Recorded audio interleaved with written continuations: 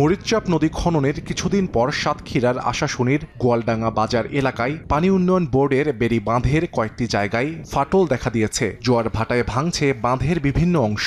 সম্প্রতি ওই এলাকার বেড়ি বাঁধের প্রায় 500 ফুটেরও বেশি জায়গা ধসে নদীতে বিলীন হয়।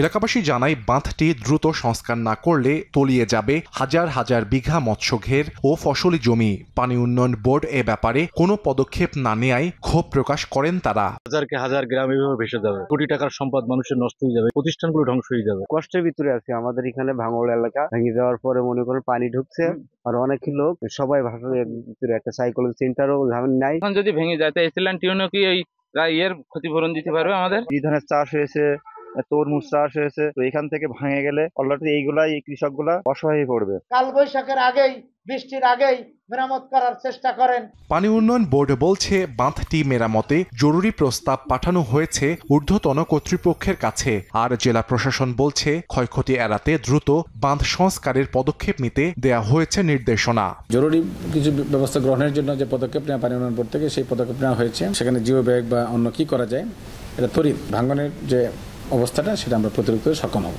পানি উন্নয়ন বোর্ডের তথ্য মতে, আনুলিয়া ইউনিয়ন এলাকায় 16 কোটি 86 লাখ টাকা ব্যয়ে গত বছরের 25 জুলাই শেষ হয় মরিচচাপ নদীর 5 কিলোমিটার খনন কাজ।